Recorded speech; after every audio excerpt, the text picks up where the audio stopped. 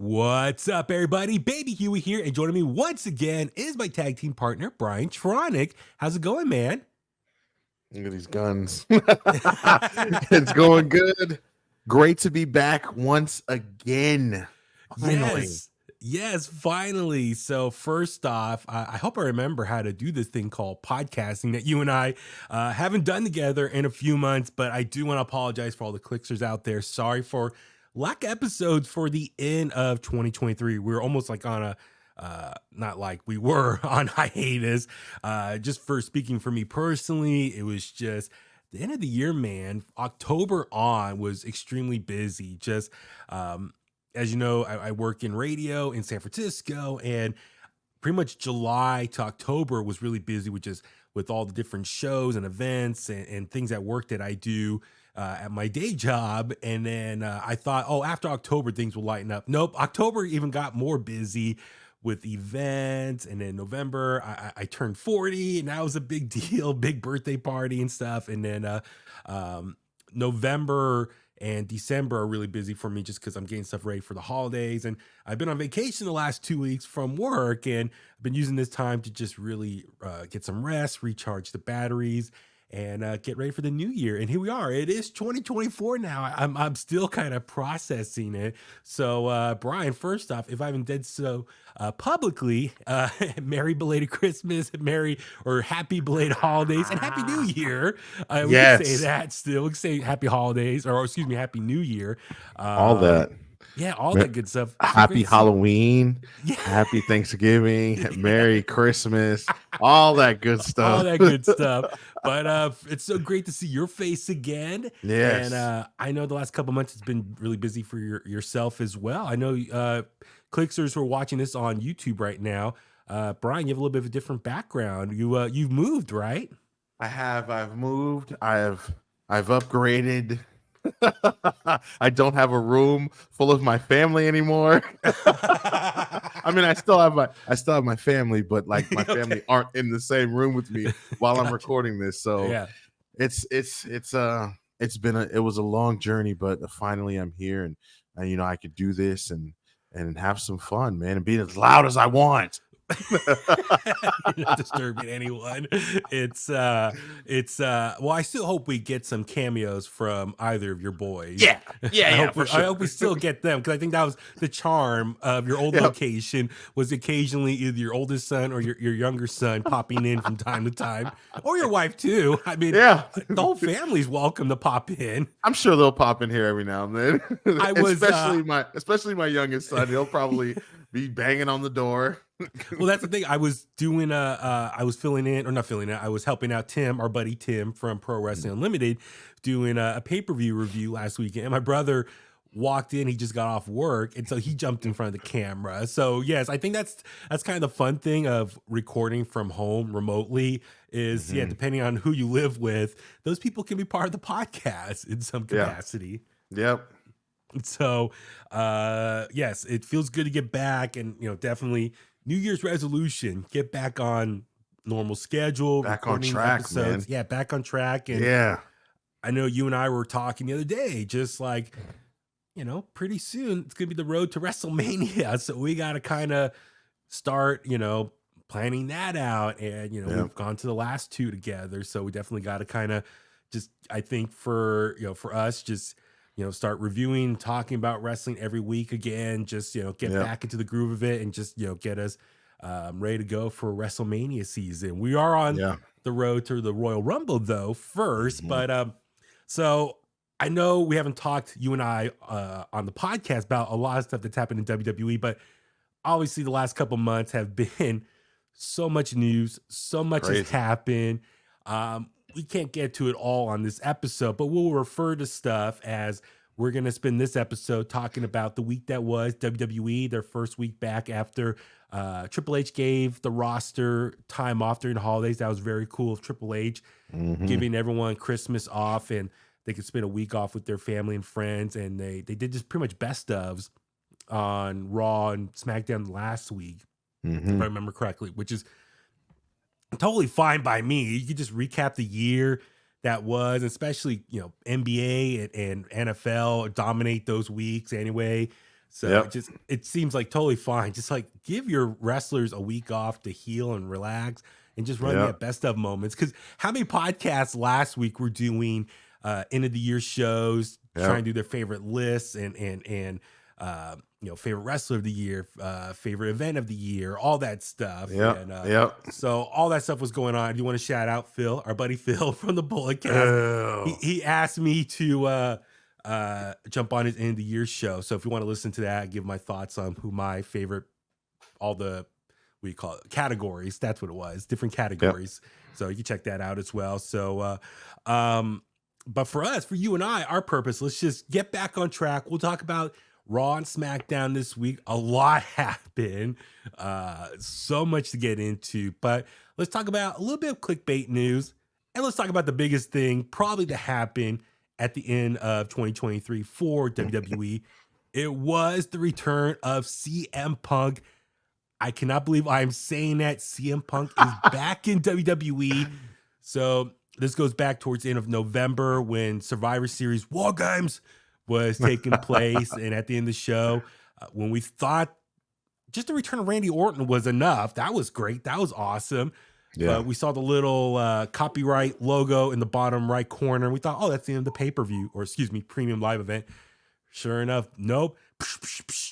Cult of Personality starts playing. CM Punk comes walking out in front of his hometown crowd in Chicago. Place erupts. That one guy who's forever going to be immortalized with CM Punk return just yelling, Chicago, Chicago, Chicago.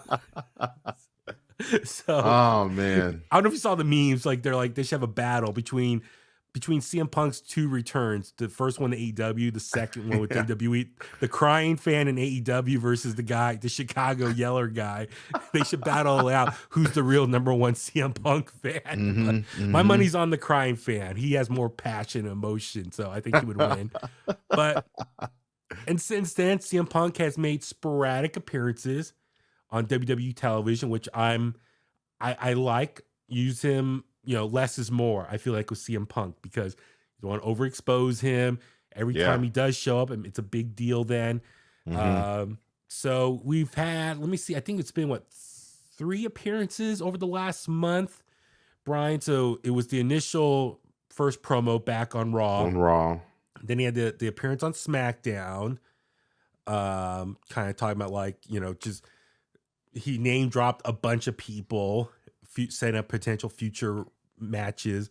And then on Raw, he came back on Raw again, ultimately signed his contract, declared he's going to be a member of Raw.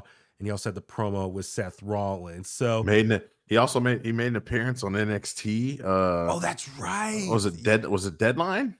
That's right. Yeah. With Shawn Michaels. That's right. Yeah. So see, a lot has happened in the last month. We're trying to keep track of here. So Brian, I'll turn to you. I know you're one of the biggest CM Punk fans ever. Just your thoughts, man, on CM Punk back in WWE and just kind of your thoughts on the promos he's cut so far and looks like the direction they might be going with him and Seth Rollins. So just, man, the floor is yours, man, of CM Punk. I was a little disappointed when the signature, copyright thing came up in the corner and they were panning out. I was like, no way, man. Like, I mean, I went into it not necessarily expecting, but I was like, oh my God, like if Triple H and WWE, Nick Khan, whoever, right? If they want to make a impact, then you bring CM Punk back. I know there's a lot of controversy in regards to if he should be brought back, if he shouldn't be brought back. Yeah. But man, when that music hit, I was hyped. I was sitting on my couch and I was so happy because it's a feeling you get. It's like, oh man, and I felt happy for everyone in attendance, right? I was like, man, how fun is that? Like, how exciting is that, right? And just to experience, like, we would have never thought. They say 10 years, right? 10 years he's been gone from WWE, and for him to come back, Although the circumstances and everything, people question it, and they talk about all the, the reasons why and how it happened. That's one thing. But the fact that he's back and the way he looks really happy, right? Mm-hmm. Like he looks happy. That ovation was crazy. He had that stare down with everyone who was in the ring. Seth Rollins is one guy who was visibly livid, and that caused a whole uproar. Everyone thinking, "Oh my god," because it's not a secret. Seth Rollins, didn't have very nice things to say about CM Punk, especially over the last 2 years or so, right? Nick Hausman from House of The old Wrestling. Nick Hausman. Oh god, that guy, man, he's been creating a lot of news the last couple weeks for himself. But and we'll get into that maybe on a separate episode. We should try to do an AEW theme episode as well, or focus episode. Mm-hmm. Yeah, because I remember he interviewed him at the Royal Rumble last year. Yeah, it was last year. Yeah, it was last year. Because CM Punk was still out injured, and his status in AEW was in question at that time. That's right. Seth Rollins went off and says, "I hate him. I don't want him." I'm just paraphrasing here. I don't want him, but yes, no, as you were saying, so Seth Rollins had a really emotional reaction flipping off Seth Rollins flipping off CM Punk and saying, "F you, get out of here."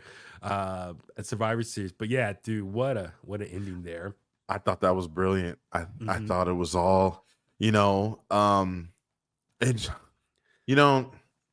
thought I feel like so far since he's been, also, I don't, not to jump too far, but like since returning to WWE, his appearances on TV have been great. I feel like it hasn't been too much. I feel like they've done, like I said, he went to Raw, he went to SmackDown, went to NXT, right? And he just looks happy. I will say the one particular promo he did, I think it was the first one on Raw, or maybe it was because it was the Tribute to the Troops, the one on SmackDown, right? I can't remember which one it was. Yes. I can't remember which one it was.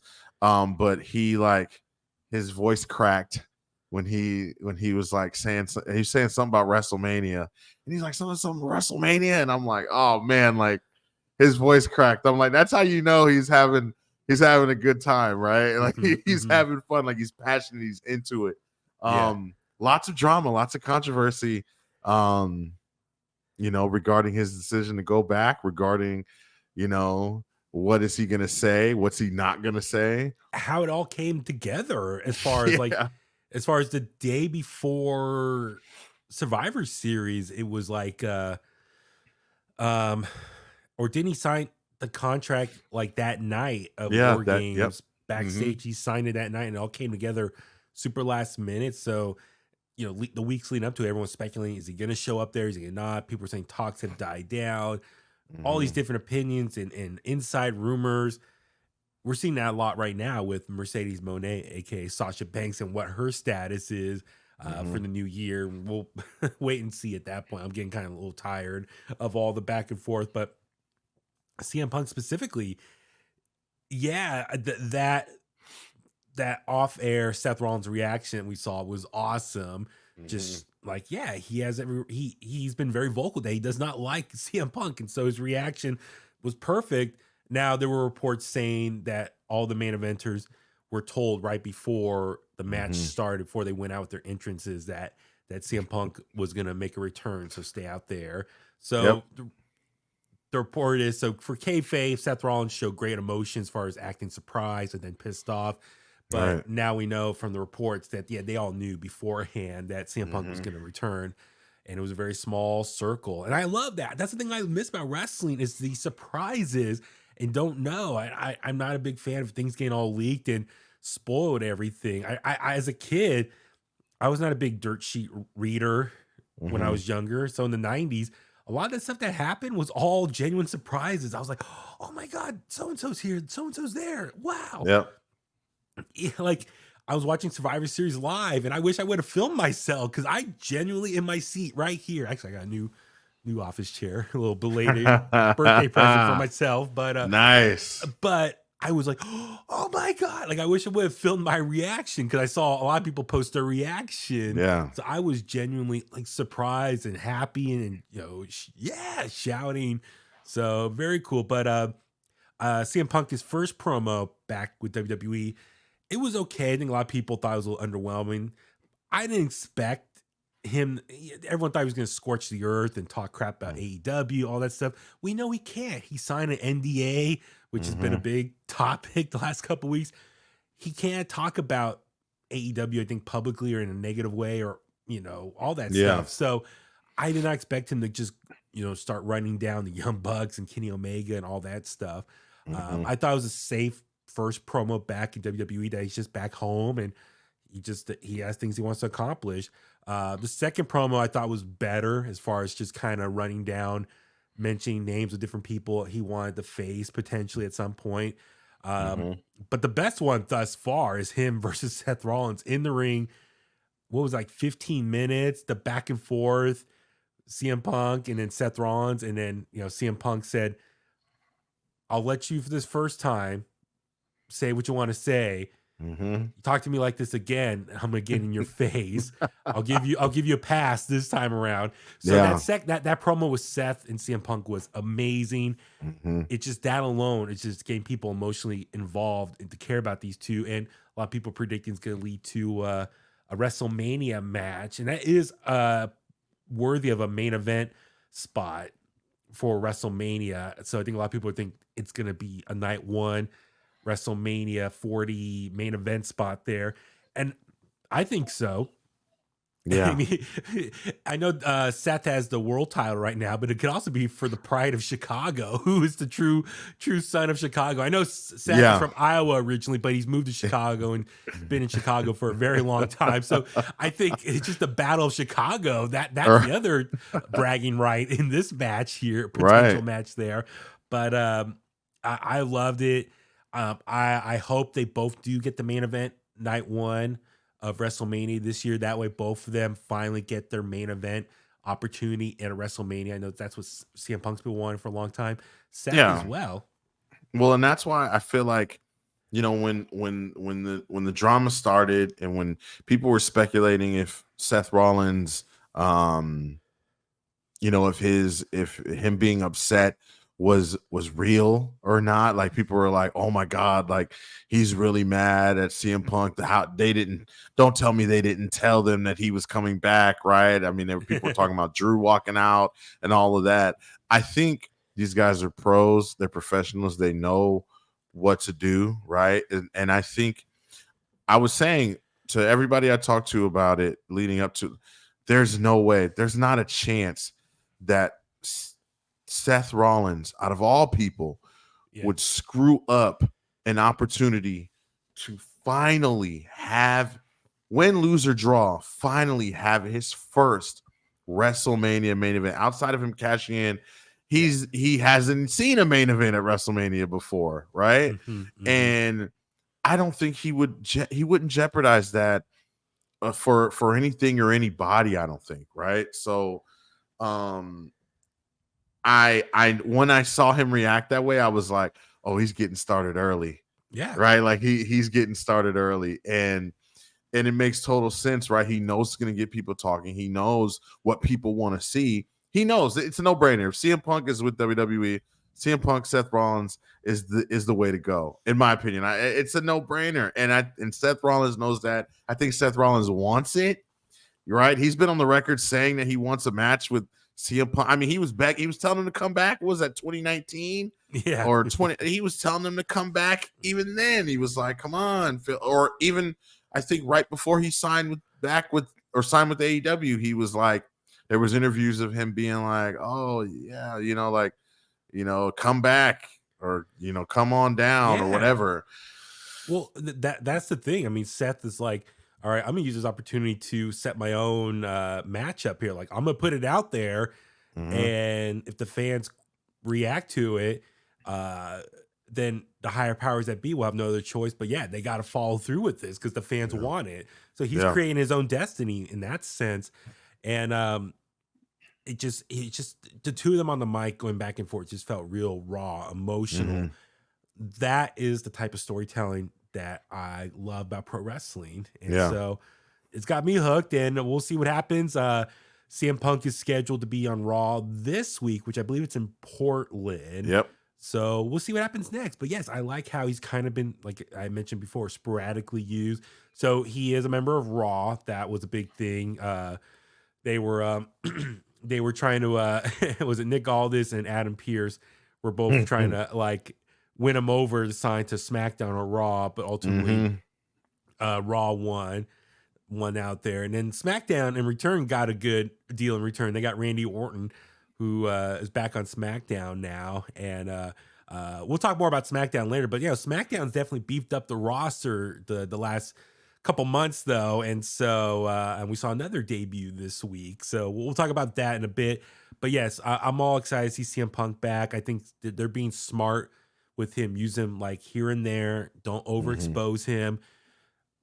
Even, it looks like he's on his best behavior right now thus far. I know it's still kind of the honeymoon phase of being back with WWE, and knock on wood, I hope he's on his best behavior for months on end. And hopefully, however long the contract is, it's going to be smooth sailing for the next couple years, just because as fans, we want to see him do as much as he can and want to see him used to his fullest and just give some great entertaining matches and promos and segments. So, hope everything works out for the best, because in the end, we all win in that sense. So we'll talk about, CM Punk, what he does in store next week. So I'm excited to see for that.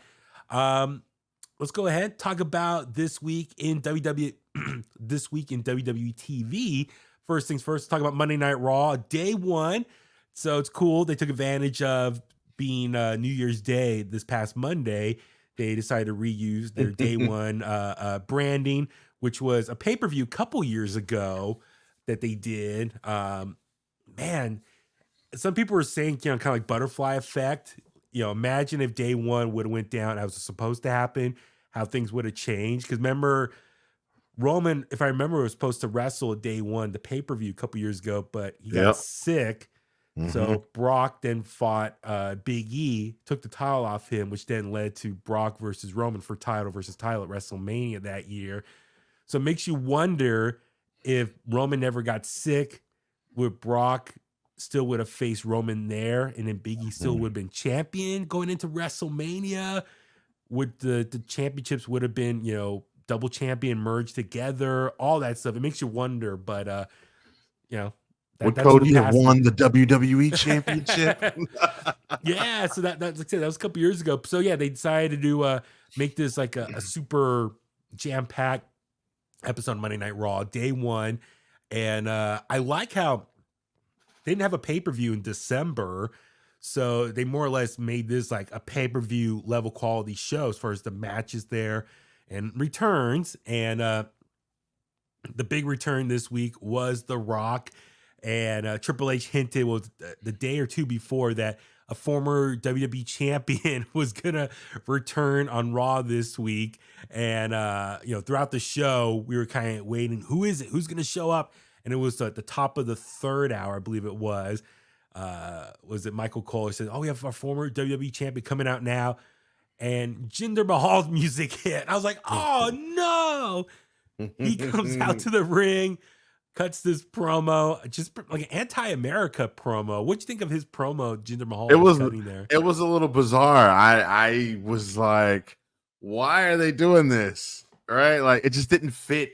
It came out of nowhere, right? Yeah. Like, it was very, very like quick and just like, huh? Like, why? What's going on? Right? Like, so it really confused me. But I don't know. And then like, after I remember we were texting and I was confused. I'm like, wait, what? Like, what's going on? And then I'm like, what is he doing? So my thing was like, I was trying to pay attention to the exact words Jinder was saying, and he kept saying, "We're not united." He kept saying united over and over. And in my head, I was like, well, I know on the last weekend, The Rock announced that since he owns the XFL and the USFL are going to merge into one new company or one new league called the UFL, United Football League. So when he kept saying United, I was like, why does he keep saying United? I was like, that's what The Rock is new football leagues are called. And then even Jinder said, finally. So like he was saying all these different words. I was like, are these like all Easter eggs here? And then sure enough, if you smell what The Rock is cooking, music hits, The Rock comes out, big surprise return. So I love Triple H and Nick Khan trolled everyone. What a swerve. We all thought it was going to be Jinder, but nope, wasn't Jinder. It was The Rock. Big return. He comes out to the ring, goes back and forth with Jinder. And I enjoyed the segment for the most part, maybe just because I have not seen The Rock. Well, anytime The Rock is there, it's going to be a big deal. I know we saw The Rock a few months ago on SmackDown going up against Austin Theory. So Jinder, I got to give Jinder credit, just be in the ring and let The Rock run him down. So props to Jinder for just being a good sport in that sense for his role for the night. I was thinking the whole time, I was like, what a spot for Jinder. Like what an opportunity, right? Like, yeah, what a moment for him just to be that guy to go back and forth with The Rock. I feel like anybody in that position deserves like some type of credit, because I'm sure that's really hard, really difficult. A bonus or something. Yeah. So no, I thought the promo itself went a little long. Yeah, it was kind of The Rock kind of saying I enjoyed the Iron Sheik reference, doing his Iron Sheik impression. He did the whole crowd participation thing. Like when I say this, you said, I was like, oh no, Rock, don't do this again. So he was kind of playing the hits again, kind of doing some of the same stuff. It went a little long here, and he was kind of like trying to, I think, unify the U.S. America against Jinder. Right. But the big takeaway was at the end, he's like, all right, I'm about to go out to dinner. I'm going to go to a restaurant. Now, I don't know, where should I sit? Should I sit at the bar? Should I sit at the booth? Or should I sit at the head of the table? Boom, mic drop, walks out. Everyone explodes from that comment alone, because now everyone's assuming, all right, he is planting the Easter egg of a future matchup between him and Roman Reigns, a match that we've all been wanting to see for years now. Now, for all this week, everyone's talking about that comment and what is that going to mean for the next few months for WWE, and how this is going to shift different things around. What's next for WWE? So, Brian, for the sake of conversation, there's so much to talk about and speculate. We can just kind of give our thoughts on different directions where WWE is heading with this. We don't know. We just heard the first comment here. What do you want? Okay, because now with Rock and Roman, it's obvious Rock is not going to say that unless a match was going to be built to or created at some point. Yeah. But now it's like, okay, what about Cody Rhodes? Where's he falling all this? Because everyone assumes Roman was going to be a main event, the rematch this year, WrestleMania. But now is Rock coming in and going to take Cody's spot? I mean, hell, you look at CM Punk, he returns and everyone's joking, wow, The Rock's come back again and taking his spot too, but I think CM Punk is fine. Him and Seth are going to be their own thing.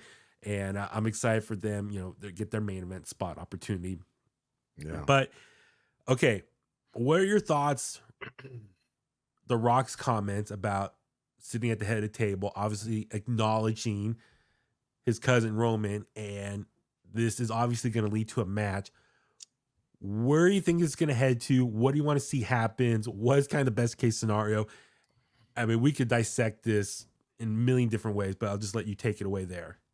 I thought him saying that was obviously like something that everyone's been waiting for, right? Like, yes, we've all been waiting for him to acknowledge Roman Reigns, or Roman Reigns to acknowledge him, or to talk about one another for so long. So I loved it. I immediately thought, like, because it's the debate, right? Like WrestleMania, Elimination Chamber, where do you do it? It's obviously not going to happen at the Rumble, right? But correct.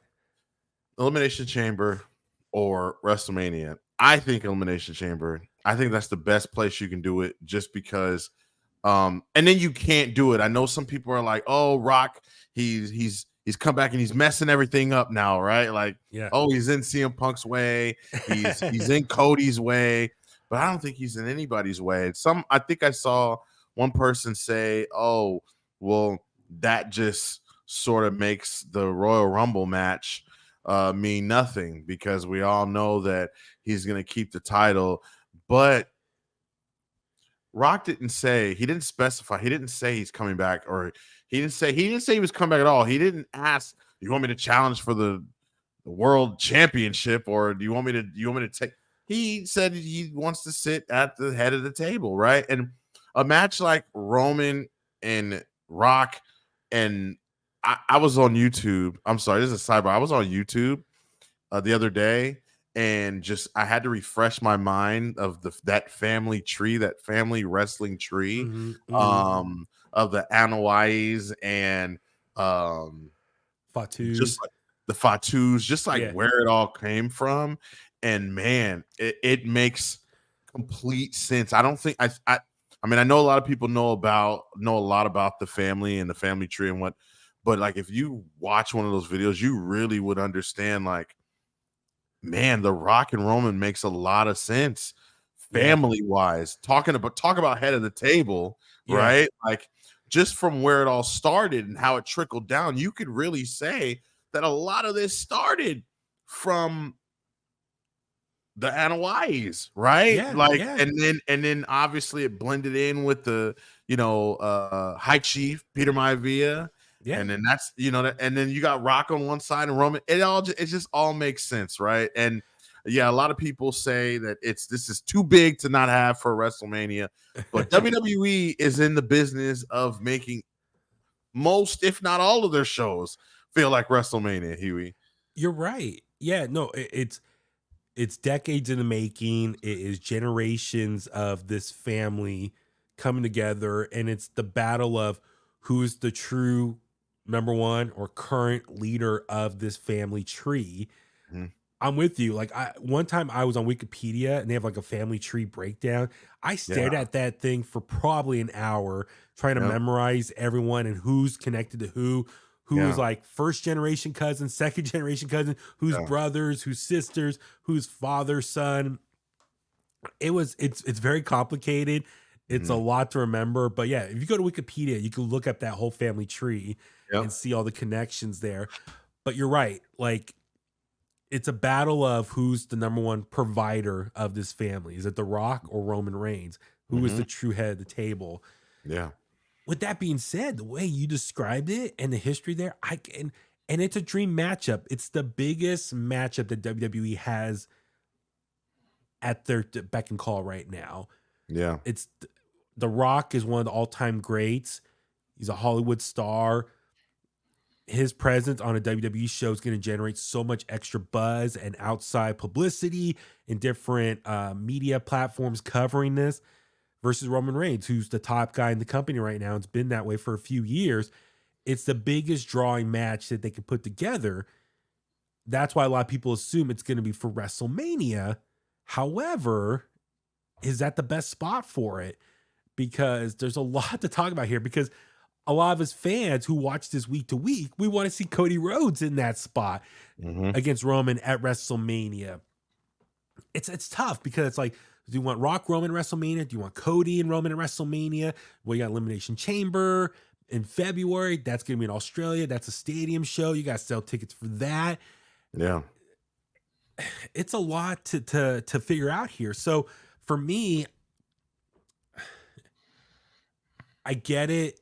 You want to make the fans happy, but at the same time, you are a business. You got to do what's best for business. That's going to generate the most money, get the most people talking, most eyeballs to your product, especially when you're trying to negotiate that last TV deal for Monday Night Raw. You're trying to bring as much money as you can, especially for this new ownership that they have. So it's like, this is the biggest match you can do on their biggest show of the year. WrestleMania is WWE's biggest show, so you would want the biggest matchup there on display. But at the same time, keep in mind, they are World Wrestling Entertainment. They're not USA Entertainment, America Entertainment. They are a world company. And then, especially as we saw last year when they started doing shows, premium live events in Puerto Rico and other parts of the world. This year, they're going to do Elimination Chamber in Australia. They got Money in the Bank. They just announced this week going to be in Toronto. Bastion, Berlin. Yeah, Bastion, Berlin. Backlash is going to be in France. So, I remember a couple years ago, like, I think originally Nick Khan wanted all premium live events to be in stadiums, and they were going in that direction. Remember, was it 2022? We saw Money in the Bank was at SummerSlam. SummerSlam's been in stadiums, but they wanted Money in the Bank at Allegiant Stadium the following year, but they decided to downsize and do MGM Grand Arena. Yeah, but I think that's the philosophy. They want to do as many big shows as they can in stadiums around different parts of the world and reach audiences that they haven't reached before or been to in a long time. So with that being said, you got also like Crown Jewel and stuff in Saudi Arabia. So I think their mindset is WrestleMania is not the only big show anymore. Yeah. All these shows throughout the year, they want to create and deliver a WrestleMania style show in those different parts of the country, especially for these different governments and world officials who are paying WWE a lot of money to bring their shows there. Yeah. So I'm sure they're expecting return value on the money they're investing. They want a WrestleMania quality show in their respected country. So now I think the philosophy of what would be maybe only a WrestleMania match doesn't need to happen at WrestleMania anymore. It can happen at somewhere else, a different part of the world. So once I said that, let's talk about Rock Roman. Where should it happen? I think on paper, my gut is like, yes, it needs to happen at WrestleMania. That's the biggest stage. And, not to be selfish, but if you and I are there in Philadelphia, we want to see this in person, not see it happen somewhere else. And that's a big, great one-off match. But then at the same time, I'm thinking, is that going to be good for the company moving forward as far as the wrestlers? Now, for one night only, yes, spectacle, eyeballs, everyone watching. But we kind of know at the same time from a wrestling standpoint, Rock is most likely going to lose. Roman's going to win, continue his title reign. So from a predictable standpoint, it's like, we kind of know what's going to happen. As great as we want to see the match, we kind of know what's going to happen. We know The Rock is most likely going to lose. Roman's going to win. But if Cody Rhodes is in the main event of WrestleMania, then there's more unpredictable idea of like, okay, well, could Cody win here? Could he make up for his loss last year, or does Roman win and continue the title reign? Who knows? Yeah. It's a lot more unpredictable. So for me, I know some people were saying, oh, maybe Rock night 1, Cody night 2 for Roman. I think that kind of undervalues Roman. You don't want to overexpose him doing 2 nights in a row like that. Yeah. I feel like with Rock and Roman, I feel like Elimination Chamber is probably the best situation for them, because Rock is really kind of like the final boss for Roman, right? Like when you talk about he's beat everybody, and when you talk about his status as the head of the table, right, the tribal chief, who better than to solidify that and prove to everyone that you are the true head of the table, that you are the tribal chief, than going up against The Rock, right? And I feel like if you do that at WrestleMania, now you've got to push Roman for another year, right? And you've got to make it. You got to come up with all type of material and all type of and think about that. No one, if The Rock couldn't do it at WrestleMania, and you got to think whoever's next up after The Rock has to be the one to beat Roman. He can't go a whole nother year running through the roster, making sporadic appearances. Yeah, you got to admit, these last few months for Roman, he's like barely on TV. He did show up for the feud with LA Knight, but that was kind of one side. You knew LA Knight unfortunately didn't have a chance to win. But yeah, these last couple months of the Bloodline story, we could talk about that in a little bit, has been kind of jump the shark vibes. It has not been as engaging. So imagine if it's like almost like what's more important for them to, and I'm not saying it's a record, it's just to top Hulk Hogan's title reign length.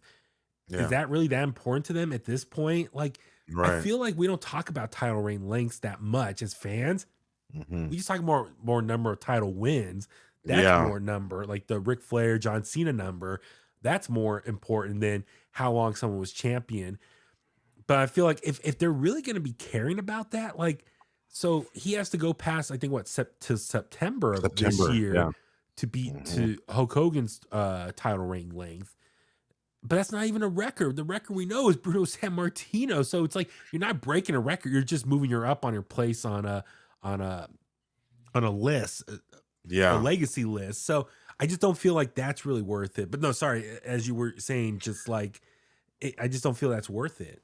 Yeah, I think that I think it should happen at Chamber, because then you do need that big match that's gonna shoot, because Roman, from a character standpoint, I would imagine he's gonna have a completely if and when he beats Rock, he's gonna have a whole different swag to him, right? Now I'm really the tribal chief now.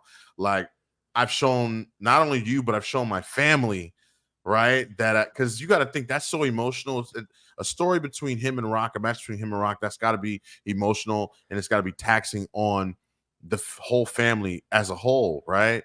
And I'm sure there's so much that they can do with that and get into that, right? But I feel like, Roman wins, he goes on to WrestleMania, and I'm sorry, that spot is reserved for Cody Rhodes. that because there's no one better, and again, like, to go story, when we talk about story, right?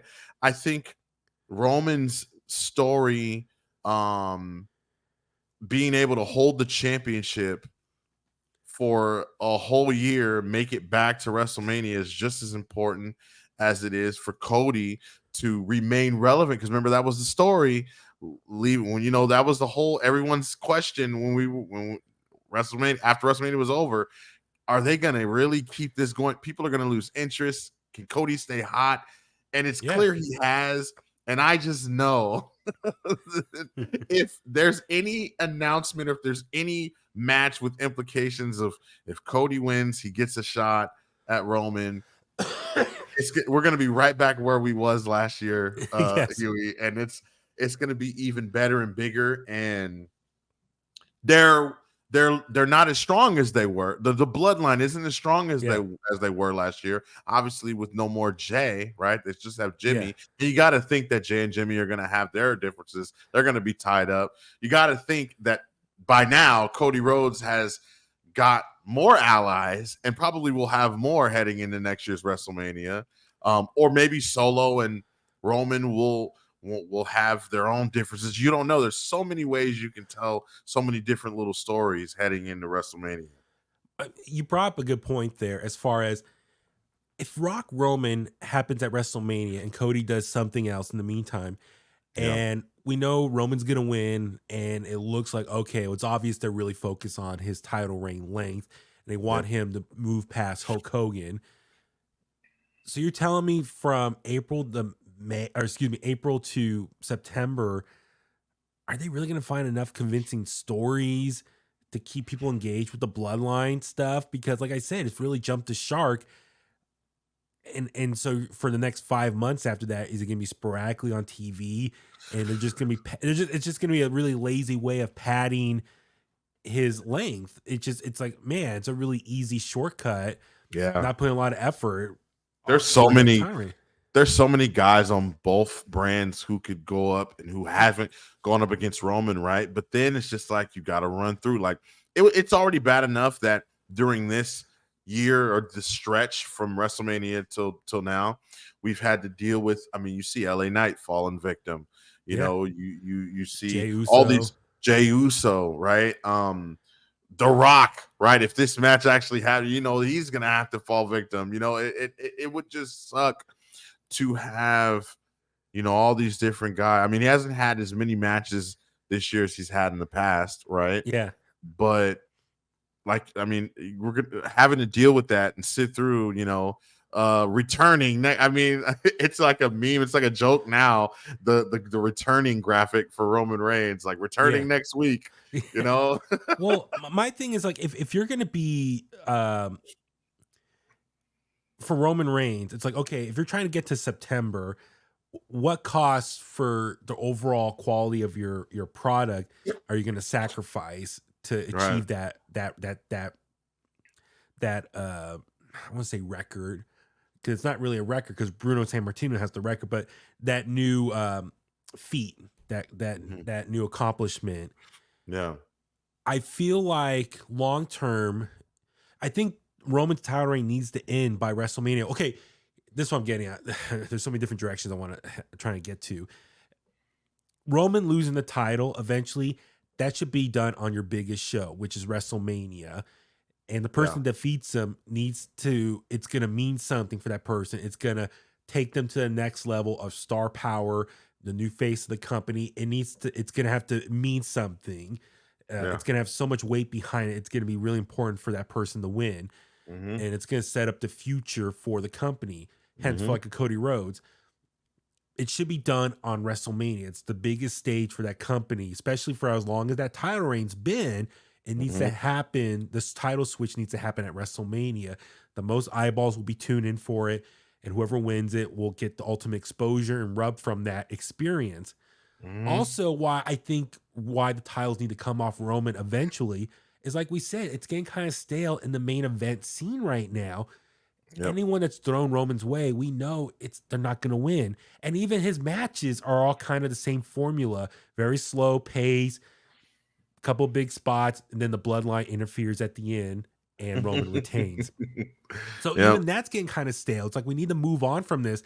And as you said, there are a lot of people in the main event scene or who are contenders for that main event scene who I feel like are just swimming in place right now. They're just trying to kill time until they get an opportunity. You look at guys like Bobby Lashley and I mean, well, we'll talk about the fatal four-way that's going to happen at Royal Rumble now, but there are people there on the outside looking in, and it's like if you have a new champion, then you have fresh new matchups for these people who are main event quality contenders who finally get an opportunity to get those matches that they've been waiting for, that they've been maybe holding off doing with Roman Reigns, or they already faced Roman Reigns and you don't want to repeat yourself again. So I think a new champion is important just for fresh matches on that main event scene. And that's what I'm saying with Cody. It's really important for him to win. We know The Rock should not win and stay around. He's not going to stick around for a long time. So that's why I'm concerned is if, okay, you let Roman win at WrestleMania and you're trying to go past September to beat Hulk Hogan's title reign. But at the same time, are you going to sacrifice quality WWE television through summertime when it's already the bloodline stories kind of jumped the shark? That's my concern. And like, what's more important, beating Hulk Hogan's title reign or making sure you have fresh TV for us wrestling fans who watch this every single week? That's my concern. Right. And that's why I'm like, well, on paper, I want to see Rock Roman at WrestleMania. I'd rather see Cody, but that's just me because I watch every single week. For the casual fan and someone who may or may not tune in, if The Rock is there, and that means they're more likely to tune in and buy Peacock or whatever, go to the show. I get it. They want to get as many dollars as they can. But that's why for me, I'm thinking if they want to do this at Elimination Chamber, that's fine by me. It's at a stadium in Australia. It's a big matchup. They got to sell tickets there. Granted, it's in Australia. It's not in America where most of the WWE fans are. Yep. And The Rock makes his big in-ring return after how many years? It's going to be in Australia in the middle of the night for us here in the U.S. But at the same time, keep in mind, they are a world company. Other parts of the world, it's a little more reasonable time for them. Yeah. I don't think they're as caught up at the time frame. We know people in America are going to stay up or wake up early and watch that pay-per-view if it happens there. Yeah. At the same time, I can see for Rock Roman, if it happens in Elimination Chamber, I like your thought. He's the final boss. If Roman beats him, He's like the ultimate. He can say, I'm the ultimate head of the table of my family, and I've beaten Mm-hmm. everyone. I've beaten the current main eventers on this roster. I've beaten the legends. No one can stop me. Therefore, whoever beats him, hope it's Cody Rhodes, what an achievement. You beat the guy who's had the longest title reign in the last 30 plus years, who's beaten everyone. You beat the unbeatable. And that would make Cody Reigns win, if it's him, which I think it should be him, much more impactful. And that's why it needs to happen at WrestleMania, the biggest stage there. The story's there. Let Cody finish his story. The other thing, too, I'm concerned is, The Rock's schedule. Hollywood's back up again. The writer strike ended, was it last month? The Rock has his new football league. And I think that's supposed to start end of March. So I could see he can do Elimination Chamber into February, and the press for that, he could be promoting his match with Roman and also promoting UFL at the same time. Now, granted, if he had a match at WrestleMania, he could still promote the upcoming season for UFL. So it works out in Rock's favor no matter what. If this match is Elimination Chamber, WrestleMania, he can still promote his other projects at the same time, which I think gives him incentive to stay involved with WWE. God, I know we're running long on this. That's the thing. There's so many different directions you can go with this scenario here. I'm just concerned. I think the Roman story needs to end. And it's fine. Give us Rock and give us. But Cody. you know what? Yeah. But you know what? Like every time, like even on SmackDown, like when his music hits and he grabs the mic and he's out there talking, or when they have a beat down. We'll talk about that later, but like when the Bloodline are still doing their thing and he's directing order, like he's telling Jimmy what to do solo, and when everything's flowing, it's just like, wow, this guy really does. He's it, and you just think like it's been a long time for him. They put a lot of money and time and everything into Roman Reigns over the years, so I get. Just Cody, just hold on a little bit. Let's do one more year and get Roman. But I agree, it does need to end. But when it ends, I was watching one of his entrances and I was like, yo, when he's not championing anymore and he's really not full-time anymore, I think that's when people are really gonna start to acknowledge him and appreciate in hindsight. Yeah. Oh yeah. And a lot of people talk about him taking the easy schedule and not showing up to some of these shows and not doing. If fans don't already, most friends will understand why later on, because it's just like, yo, like this dude's been putting in work a long time. I was watching old Roman Reigns clips and I'm like, wow, he really has been at it in WWE, not including like NXT FCW, but like in WWE.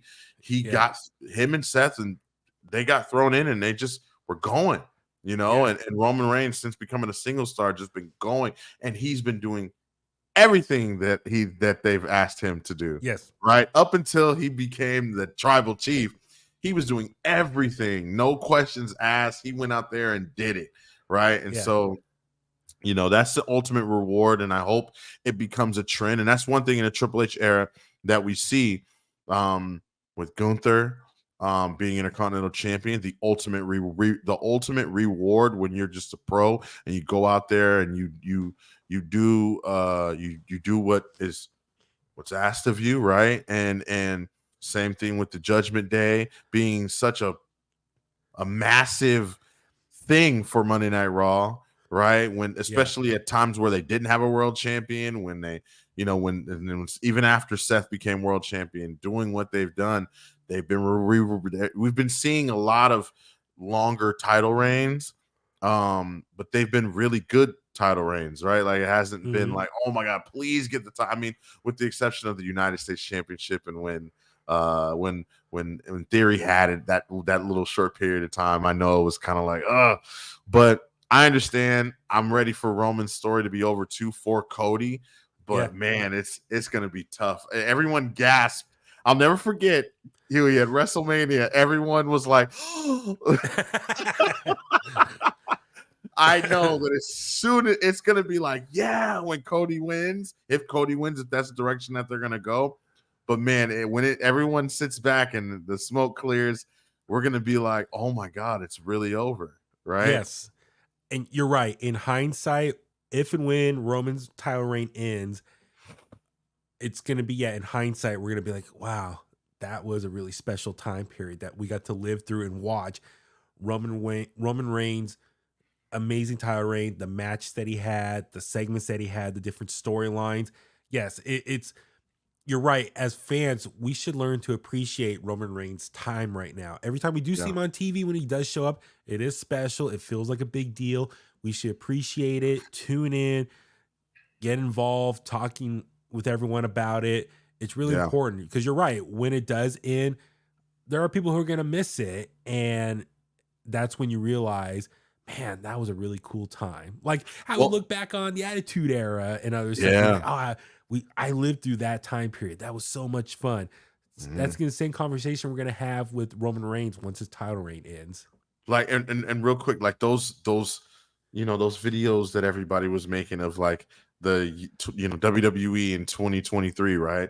Like just looking back on some of those moments, man, like a lot of people, Roman helped his position and where he is at. Like look at Sami Zayn, look at Kevin Owens, look at the Usos, right? Like look at how big of a star Jay is now, and Jimmy coming into his own, right? I think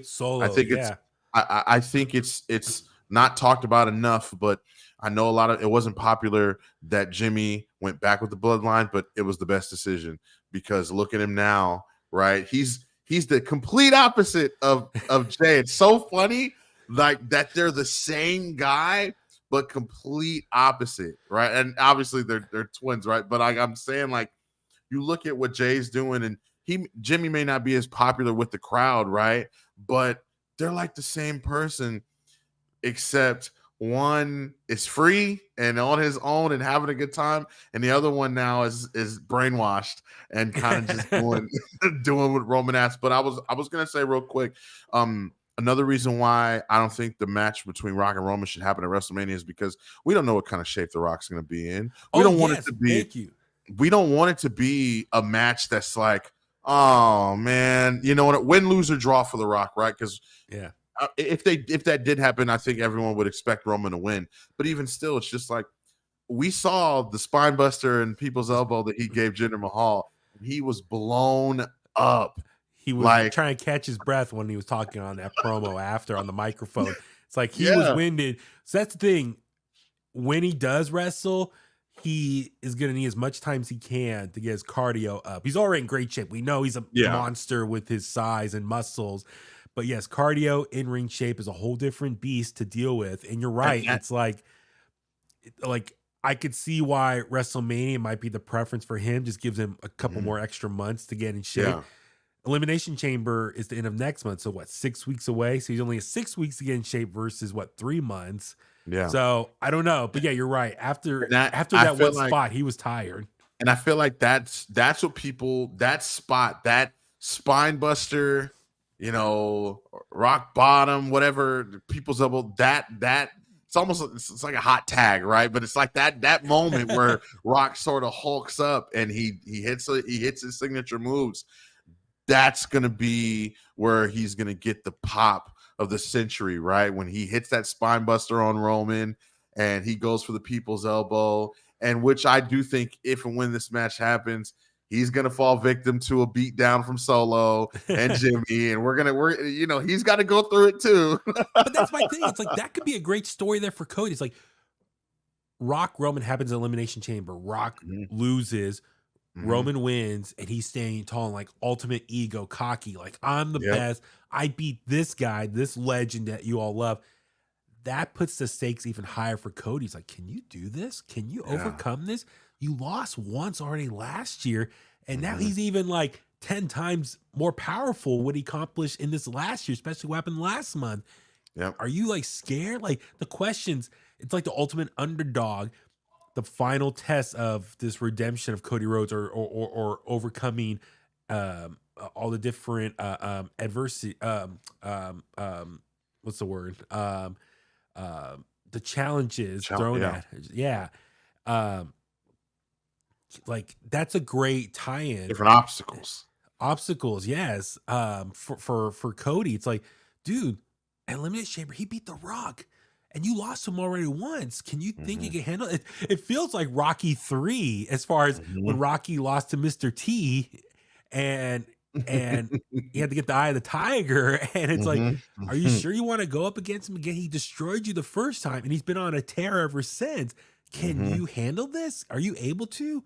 And so, yeah, it'll be a great story and accomplishment for Cody. And who knows, maybe Rock loses at Elimination Chamber, but he could still have a presence at WrestleMania. Maybe he could be, I don't know necessarily special guest referee, but maybe he could show up and help Cody win the title as a way of getting back at Rock. Because how many Roman? Because how many matches Roman won with outside interference? If Cody does win, I want him to win cleanly. But maybe The Rock can have a presence in their main event somehow as a way of still getting his presence at WrestleMania. So maybe he can come and he can raise Cody's hand like he did for Roman in Philly at the Rumble. Like, here you go. Here he is. So you're right. Like, I know we spent a lot of time talking about this, but yes, you could tell there's so many different directions you can go with this. Yeah. I feel like what we just talked about will be such amazing television for the next 3 months. That's more important than letting Roman just win again. And then you got to stretch it out for another year for Cody to win at WrestleMania 41. Then for the next, for 2024, it's going to be a lot of the same, just kind of jump the shark, what's the word? Lull, just a down period. And it's like, how do you keep SmackDown engaging with no champion, with a part-time champion? And you got all these main eventers sitting there waiting for an opportunity to wrestle a champion, but he's not there. And you got to kind of find ways to keep them busy throughout the year. I mean, look at Bobby Lashley. I feel like they're just trying to, it finally looks like they're finally giving him something to do now. But that's my point. There's a lot of guys on that roster who are capable of fighting a champion. So that's why I'm saying Hulk Hogan's record is not that important. Like, I feel like before Roman was champion, we never talked about title reign length. It was always number of title reigns. Ric Flair, John Cena, that's always been more important, not how long someone's been. Like, I feel like that was never a big discussion most of my life. It was just always, Bruno's number one, that's it. No one's ever going to get there. So that's my point. It's like, I think people are over giving way too much credit to, like, oh, how long is Lane reign? Like, who cares? That's my thing. And even still, I get it. You brought up a good point. This title reign for Roman Reigns, it's going to go down in history for what it accomplished. It made Roman Reigns the number one star that Vince McMahon always wanted out of him. He finally accomplished that. He finally got his wish. But two, you brought up a good point. How many other people associated with him became huge stars? Jay, Jimmy, Solo, Sami Zayn, other people he's fought up against have all, LA Knight, all their status have been risen because of working with Roman Reigns. That's going to be the big thing that I think is going to go down in the history books, is how important this title reign was for Roman Reigns and for WWE. But with that being said, the title eventually needs, good things must come to an end. Let's get someone else new champion and create some new storylines in that main event scene. Definitely. So, sorry, I know we've been going on a long time about that, but all right, let's go ahead and talk. We'll power through Raw and SmackDown. What else happened on the show? So, main event for day one, we saw Seth Rollins defend the World Heavyweight Championship against Drew McIntyre, a rematch from their Crown Jewel match from back in November. Great main event here. Brian, what'd you think of the match between these two? I thought it was okay. I thought it was okay. Yeah, it was it was like one of those. It was like one of those where it's just like, okay, not like super great, but I'm not gonna do too much. I'm not gonna like harp on it either. You know what I mean? Okay. I feel like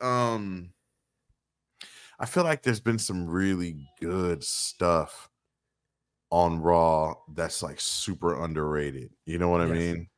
super underrated. And I guess I'll call it that, like just underrated, like maybe overlooked, not like the greatest, but like not super good either. You know what I mean? As far as, I mean, for me, like Gunther has been a highlight of Raw for the last 6 months. Mhm.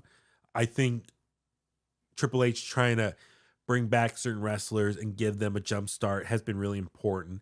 Right. I will say, like, just regardless of this match, I feel like Drew McIntyre, the second half of 2023 was so good for him. His character work has been amazing. This Yeah. slow burn of this heel turn, but Yeah. in many ways, from his perspective, it's been rightfully done, or he has every right to feel what he's doing and justified in his Yeah. actions. Mm-hmm. There's been layers to this. It hasn't. Yeah. It just hasn't been like overnight. Oh, I don't like you people, so I'm gonna turn and beat up your babyface champion here. Yeah. His decision making has been rightfully so. He's felt wrong. He's felt disrespected. So Drew McIntyre's character work has been amazing.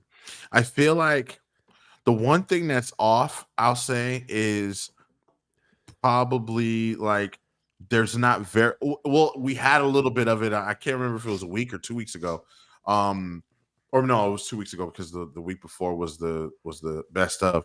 Like there's not so much aggression. Like I do appreciate the promos that he's been doing and how passionate he's been, right? And how serious he's come off. Like he made a lot of people really connect with him and almost made himself a baby face again, right? Oh yeah, absolutely. Yeah. You know, but I do feel like maybe the this run for him, it's kind of lacked. And then maybe it's just a slow burn thing, right? Like I know a lot of people were like, oh, he's healed, but he hasn't really, he's only done things that you could look at and say, oh, well, it's justified, right? Like, Yeah. of course, right? And so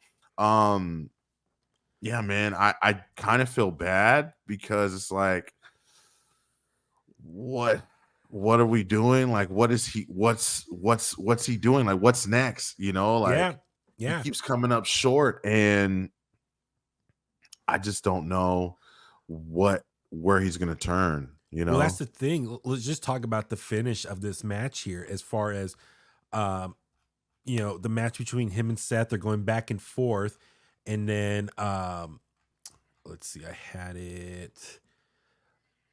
Let's see. So, well, first off, we saw Damian Priest come down, tease a cash in, but it didn't happen because Drew cut him off, hit him with a Claymore, which we'll talk about Judgment Day in a second. Mhm. And then he went for a Claymore on Seth, and then he went to roll him up, but he rolled him up so much that Seth's foot touched the rope that broke the count. So everyone thought he was gonna win there, but Yep. because of his own mistake, Mhm. Seth kicked out, and then Drew just got crazy, took him outside. Um, Seth countered and then pedigreed him through the table, and then he brought Drew back in the ring, curb stomped Drew, and Seth picked up the victory. So once again, because of Drew's mistakes, Seth was able to win. Same thing happened at Crown Jewel. So Seth was able to kind of sneak out another victory because of Drew's own mistakes. So where does Drew go from here as far as he had 2 opportunities to win a world title, but he messed up? So does he have an ultimate breakdown? We'll see what happens on Raw this week. That's really going to be the fallout. It's going to be really interesting. I say maybe he has a breakdown, and maybe he's got a bone to pick with even Damian Priest at this point, right? Potentially. Right. Yeah. I mean, you can. Damian Priest better watch out. Well, that's the thing. Maybe Drew declares himself for the Royal Rumble, and he wants to win the Rumble to challenge Seth one more time. So there's a lot of motivation. Yeah. Where can he go next for him? That's a good point. I forgot. He still has the Rumble. He can still, Yeah. I like how get they've been back in it. slowly declaring people. Oh, that's the other thing. Yes, CM Punk cut a promo, declared himself for the Rumble. Bobby Lashley, Cody Rhodes. So there's been people slowly declaring, which I think that's cool. So where Drew goes from here, that's going to be real exciting. I've been loving Drew's work. And then, next for Seth, we'll see what happened.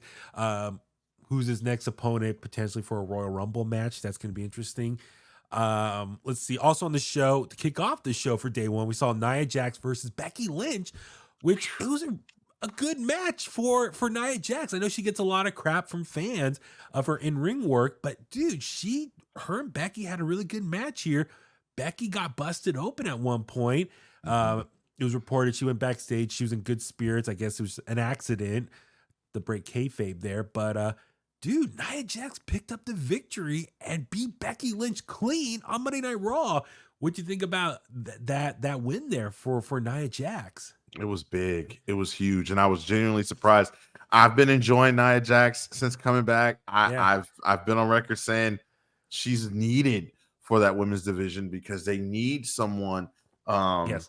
They need a heel, right? Yeah. Who is preferably, I would say, hated by the fans, right? Yes. Or for whether for one reason or another.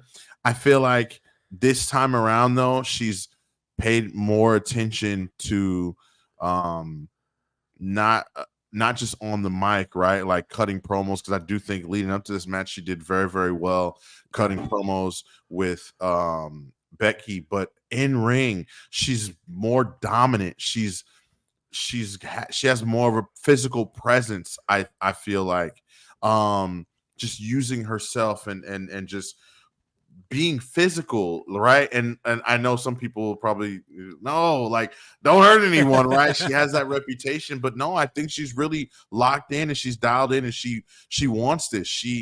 And I think she earned it, man. Like that was the right call, I think, to have her beat Becky, because I feel like I know what's coming next.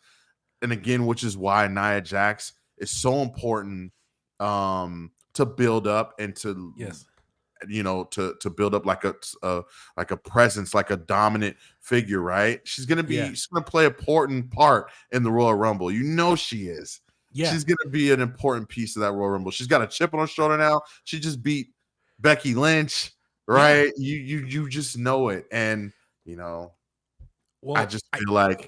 feel like WWE has lacked that in the women's division, like someone who can essentially put the baby faces over. You can make a baby face from a win and a loss if you have the right bad guy, right? And so I feel like, man, that was a really big win for her.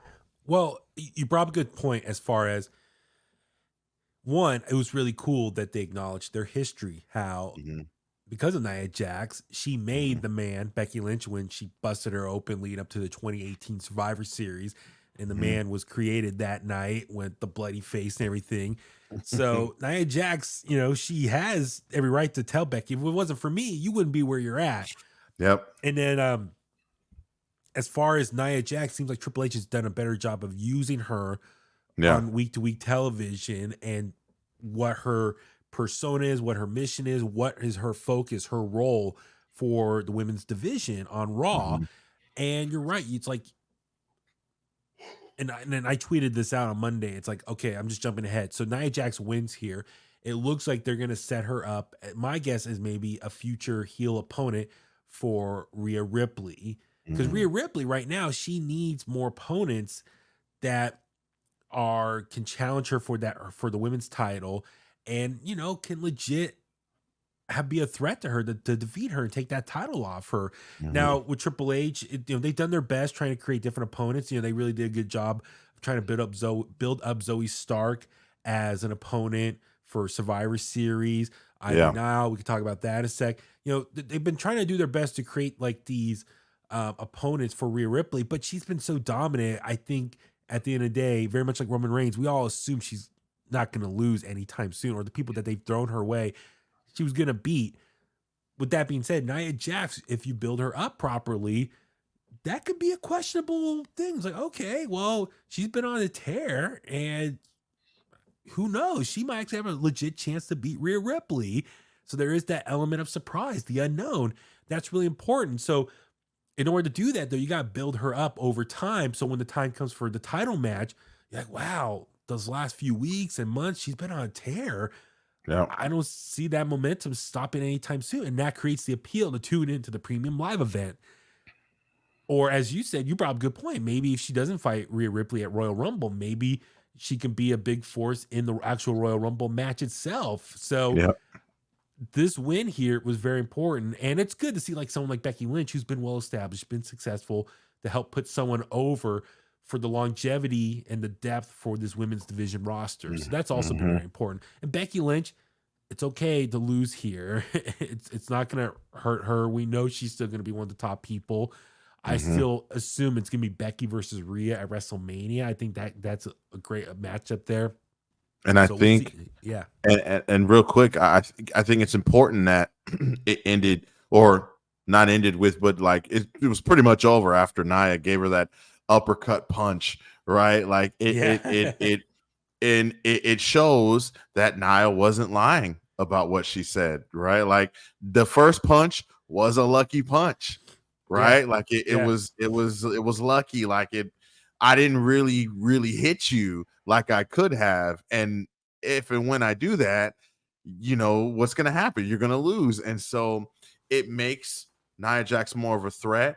It doesn't make Becky Lynch like a liar or weak or anything. It just means, wait a minute. Maybe Becky Lynch underestimated here a little bit what Nia Jax was saying. And that's important, especially when you bring someone back after being gone and you just, you're trying to build them back up.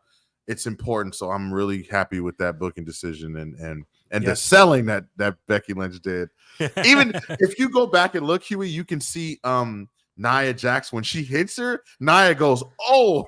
She almost surprised herself when it was like a Mortal Kombat uppercut punch. It was a great spot right there for her to pick up the win. So yes, Nia Jax.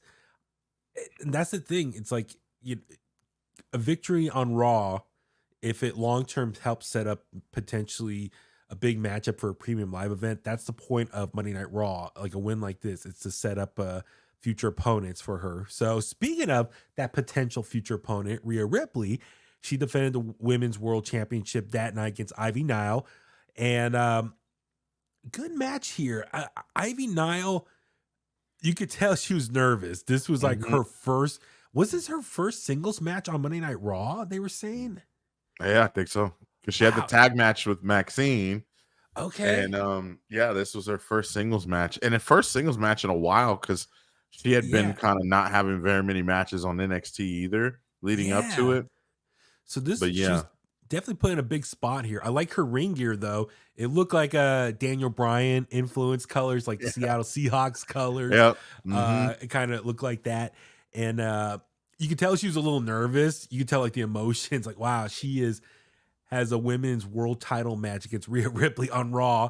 But a little clunky in the beginning, I think, just kind of get into the rhythm. But by the end of this match, she put up a great fighter's chance in this match, but ultimately Rhea Ripley picks up the victory. So it's a little like short-sighted. It's like, okay, this was just another opponent thrown Rhea Ripley's way to give her another title victory here. But I'm glad, because I think Rhea Ripley needs some more matches. I think the people like her. She's been a fixture of Monday Night Raw. With Judgment Day, she's on TV every week. She is like the number one person on that show, but she hasn't been wrestling as much. So I think, I think it's always great to see her wrestle a match here. Yeah. I'm a big fan of Rhea Ripley still, even still. She has that championship because, she got lucky against my queen, but that's okay. Look, I think her not wrestling that much isn't necessarily a bad thing. I mean, where's the competition, right? Like, I think in the first half of the year, there wasn't much competition that was believable to even have a chance at beating. And then you could look at that as they didn't have the bodies, right? Or the creative, the creative in the first half of Rhea's reign, let's be honest, it was up and down, right? You had the wars between Triple H and Vince at that time. Yeah, exactly. 1 week it was this and next week it was that. So there wasn't really much consistency in the first half. So I'm looking at it now and I'm like, okay, an Ivy Nile getting thrown in there and having a match with Rhea Ripley. I'm cool with that. You know, I'm cool with her not blowing through the whole roster right away. Because if she does that, she's not going to have any challengers, or the challengers aren't going to have people to beat that are going to make sense. Because you're beating someone who lost to Rhea Ripley already, right? It's just like, I just feel like if the more competition you have, the stronger the division is, right? The more options you have. You don't want to have Rhea Ripley just blow through everybody. It's kind of like Roman, right? Like, yeah, exactly. Same with Seth. Seth has had more title defenses, but same with Seth isn't wrestling every week on TV either, because you don't want him to just be. You don't want him doing World Heavyweight Championship open challenges and have him just anybody just challenge for the championship. You know, like the other TV show we have over there, just anybody challenging for championships. We'll get to that on another episode. Well, no, I guess on the other show, you got to give up your title in order to go after the other title and make a deal with the devil and get a little convoluted there. But anyway, that's a whole nother topic. But yeah, no, you're right. It's Rhea Ripley. It's like, I give them credit. They're trying to build up more opponents for her, but make these opponents feel special and deserving of that opportunity. And so, like I said, Zoe Stark, I think they did a great job building her up. And then she now she lost. And now in last few weeks, she's got this partnership with Shayna Baszler. They got like a new tag team. They defeated Tegan Nox and Natty this week. So maybe the new direction for them is now they can go after the tag titles. So Triple H, it seems like he's trying to, okay, I got Rhea Ripley, this dominant women's champion. I got to build up more opponents for her. And then at the same time, got to build up the women's tag team division more now because Carter and Chance won the women's tag titles a couple weeks ago off Chelsea Green and Piper Niven, which now it's like, okay, we got new champions there. We got to give them some new opponents to work with as well. So it looks like he's trying to put more emphasis on the women's division in the new year, which is great.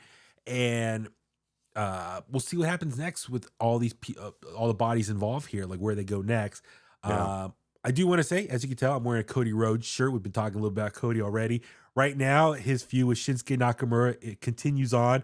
Shinsuke responded to Cody this week about his challenge. They've been going back and forth. Shinsuke, I love how they've been using Shinsuke, these like pre-film segments with him and the graphics, and it seems like it's a great, easy way to work with him. Since his English, he has trouble. It's a better way of using him, like these pre-recorded vignettes of him speaking.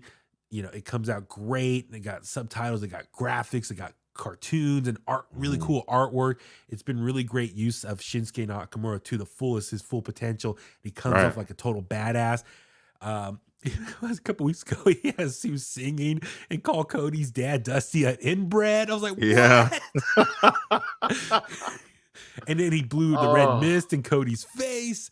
So Cody challenged him for a rematch, right? Because they did have a match already once. So they're gonna have a match this coming week on Monday Night Raw. So another match for Cody and Shinsuke. So we'll see how that plays out there for Cody. Let's talk about Judgment Day real quick. So we talked about Rhea Ripley. She's been busy, obviously defending the title, but there's been some tension in Judgment Day going into Survivor Series War Games. Damian Priest was trying to be real assertive. I'm the leader of this team. And Rhea was like, okay, fine. You're the leader of going into the War Games match. Yep. They lost against the baby faces. They really got dominated at the end of the War Games match. Like all the baby faces got their stuff in, like epic RKO for Randy Orton off JD, who got thrown off the top of the cage, and Randy hit the RKO off that. So kind of Judgment Day kind of were made to look like clowns a little bit at the end of that War Games match because the babyfaces just single-handedly crushed them. But ever since then, they're trying to figure out what to reestablish themselves. I feel like R-Truth has been a funny addition. Like Mm-hmm. he thinks he's a member, but he keeps hanging around with them. But they're like, Mm-hmm. you're not part of our crew. Very much feels like Sami Zayn, what Sami Zayn was for the Bloodline. R-Truth is trying to be that for the Judgment Day, but even more comedic. At least Yeah. Sami felt a little more serious. Yeah. What are your thoughts on the current just state of the Judgment Day, where they're going, R-Truth's involvement, and then once again, Damian Priest had teased a cash in. Well, not a failed cash in, but just teased it, and then it got broken up before he had a chance to make it official. What are your thoughts on his Money in the Bank status so far? Just kind of your thoughts on Judgment Day right now. I feel like Judgment Day is at that point in their time being together, right? They're at the point where I think it's time to go to have a distraction, right? They were heavily teased that they were going to have issues and break up. Obviously, we saw with Finn and Damian Priest, and then that kind of fizzled out. They won the tag team titles. Everything is great. And then going into War Games, now we're having leader issues, right? Yeah. Is JD McDonough in? Is he out? He is honestly he's honestly the reason everybody was keeping their titles at one point. Finn and Priest, Dominic, right? Yeah. And helping Rhea out on that end, just trying to make sure everybody stays together. I think he proved himself. So I'm glad I like JD McDonough. I think he's a great addition to Judgment Day. But I feel like now it's like, okay, they've got a bit of a distraction in R-Truth. It's funny. I think we've got a lot of great real life reactions out of Damian Priest. Damian Priest, he was breaking and trying not to laugh too hard. Very much like what Sammy did to Jey Uso. Yeah. R-Truth is doing to Damian Priest, which has been funny. Right. And that's the thing. I know anti-WWE fans look at that and be like, oh, I don't want to see that. That's stupid. I just want to see wrestling. It's like, dude, it's okay to laugh every once in a while. It is sports entertainment. Let's have some fun here. Yep. Nice balance of actual top wrestling and some funny moments, though. Yeah, and as far as Damian Priest and his briefcase, I think that as the stronger WWE gets in terms of popular baby faces, I guess you can say, it's looking really, really, and I think that that's the direction that they're going to go in for at least Roman's championship, right? I mean, you look at Seth seems like he's going to be locked up with CM Punk. You could easily have Priest break that up or something. Maybe he can have a Heist of the Century remake, so to speak, on a night one of a WrestleMania. Could Damian insert himself into a Seth Rollins CM Punk night one main event match? I know a lot of people would not like that, but but like I keep hearing like, yo, like he can cash in and win it before, and Punk and Seth don't need the title, and I'm like, they don't, but they do at the same time, right? They do. If you have Seth and CM Punk fighting at WrestleMania for a main event spot, having the title on the line makes that title feel more special, especially since it's a new title still under a year old. To make it relevant and feel important and build its own legacy, it needs to be part of a main event for WrestleMania to really solidify as a top tier title and not just a consolation title. Exactly. And I feel like as time goes on, man, it's just like, I don't know, Damian Priest, they might have waited too long. But things change, CM Punk is back and it's just like, all right, well, this is it going in. I don't know, man. I think, is he worthy? I think deserving of getting an opportunity to at least try to be world champion at some point. Yeah, I think so. It's well, here's the thing. I think everyone's I feel like he's in the same boat right now as LA Knight. Yes. Oh, exactly. I feel like everyone's such in a rush for him to cash in. Keep in mind, he said, I think it was on a video or something on Instagram. He has till July. He has a full year. We're only in January. He still has 6 months. I think everyone wants him to rush and cash in. It's like, no, he has up to a full year. I mean, that could be an interesting story if he waits till one full year. Like he waits till the next Money in the Bank pay-per-view to cash in on that night. Yeah. So you have like the former Money in the Bank winner and the new one the same night having the briefcase at one time. That would be something. Interesting. That would be a very interesting creative move. But he has 6 more months, so let it breathe. But you're right. You brought up a good point. From the time he's won the Money in the Bank briefcase till now, the main event scene on both shows has changed a lot. Yep. You can, for Raw specifically, since he's on Raw, the main event scene has grown. There's a lot more people there, and you can make the argument he's kind of maybe fallen down in the card as far as, some people questioning, is he main event level quality? Has he ever been at that point, or can he reach that point? That's a whole nother debate. You look, there's a lot of guys above him: Seth, Drew, Cody, Jay. You can even say Sammy, CM Punk. There's a lot of guys ahead of him. If he was to like jump ahead of them, cash in and be champion, would people really buy that as him as the new face of Monday Night Raw as world champion? That's an issue there too. So maybe they want to hold off on him cashing in until they can build him up properly as a believable person that can cash in. And if he does become champion, people are gonna enjoy him being the new top guy Monday Night Raw versus all those other names I just mentioned. That's going to be the real test here. What would it take, though? Would it take for him to get jumped out of Judgment Day and then he becomes a big baby face? And then therefore, when he does cash in, people are going to celebrate he finally won because he broke away from Judgment Day? Or could it be a situation where I'm just trying to think of scenarios where they can build him up to make him feel important when he does win? I don't want him to have a failed cash in. That's what my other concern is. Like, could they just be setting him up for a failed cash in? And then I saw something online, brought up a good point. It's like, maybe WWE should move away from having Money in the Bank, but that's kind of too late now. They already announced they're going to be in Toronto this year for this year's Money in the Bank. Unless, I'm sorry, I was going to say, unless you do have Seth finish up with Punk, have that be the main event, have Seth beat Punk, and then maybe I don't know if it the next night or whatever, or Raw after Mania, or somewhere down the line you have him finally cash in, and then that way Priest can be champion for a little bit, right? The short title reign. Yeah, short title reign, or that's another way you could do it. Yeah, because you hate to have a failed cash in again.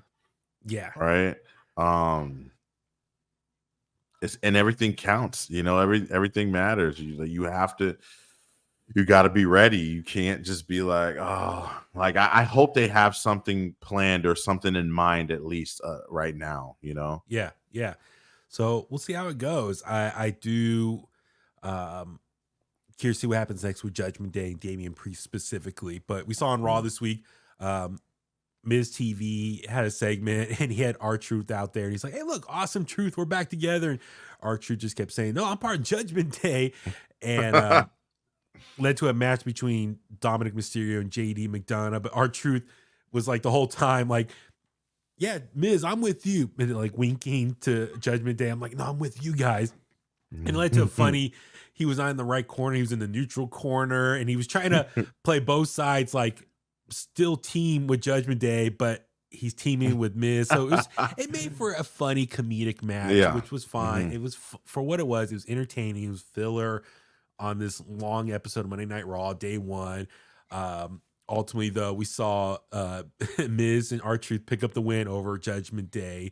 So we'll see what happens with R-Truth if he still follows them along, and you'll see how this all plays out here.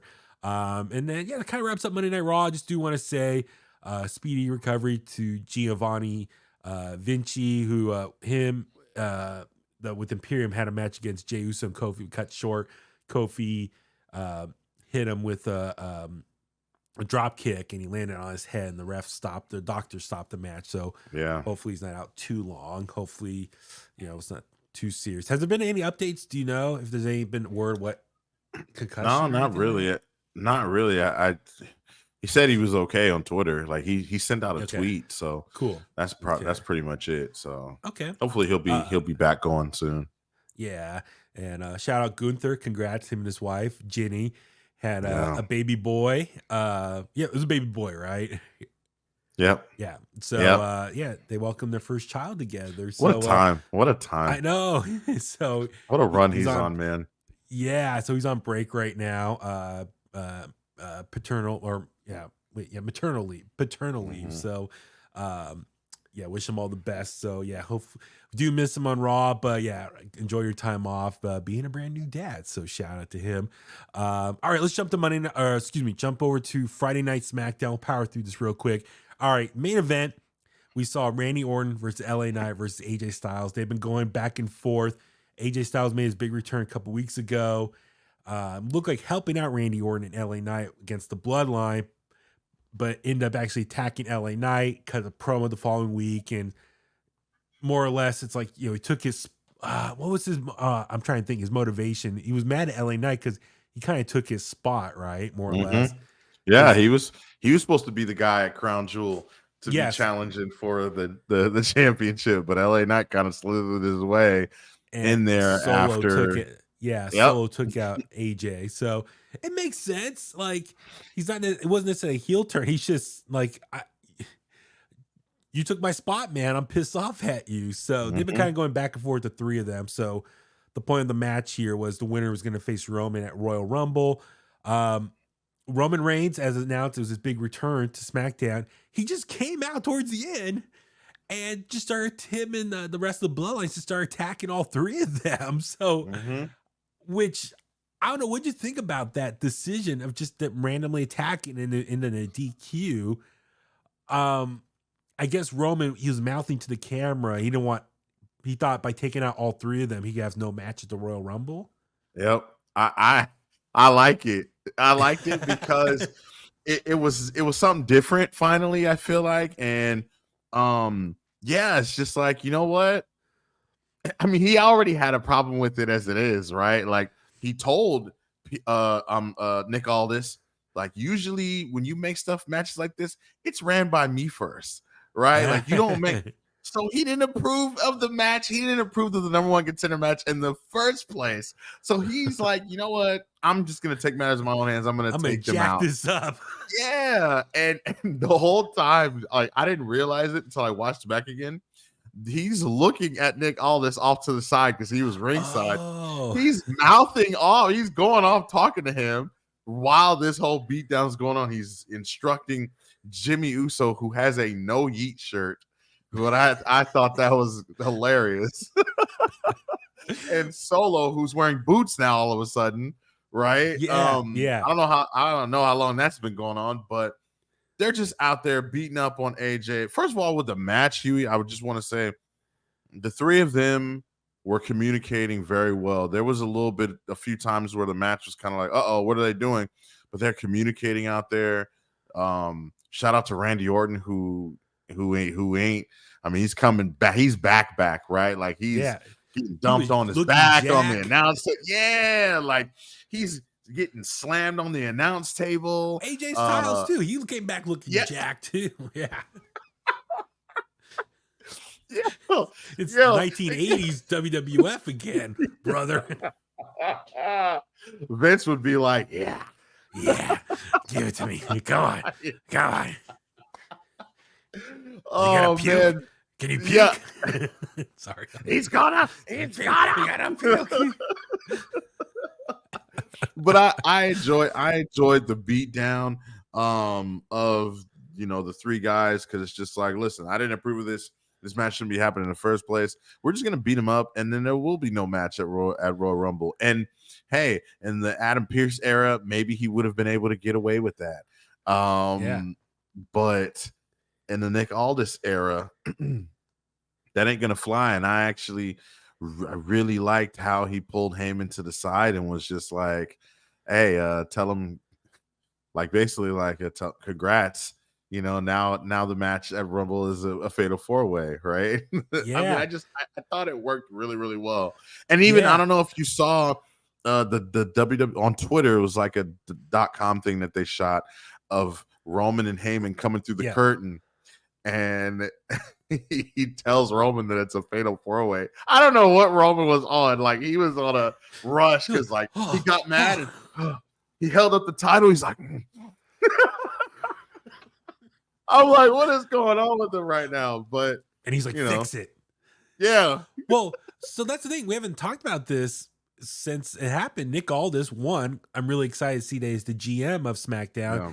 In our hiatus, he was announced that. Big fan of Nick Aldis. I love his time as NWA World's Heavyweight Champion in the NWA and NWA Power era. Really cool that he got hired by WWE last summer in the producer role, but it's quickly evolved into an on-air character as a GM. I like him as a GM because, one, he is a wrestler. He's still active. Technically, he's still in his late 30s, so he has not officially retired or anything. But they're using him as this GM role. But, he's in shape. He's tall. He's muscular.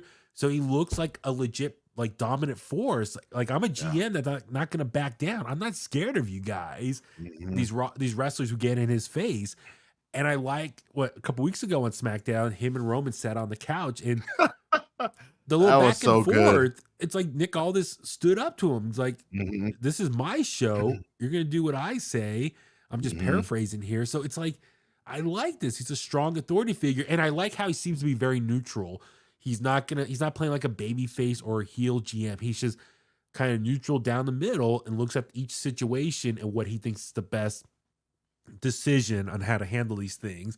And so I like how he's been showing up and dealing with people. By the way, keep in mind, here we are, January 2024. It's been over a year now since William Regal's been back with WWE.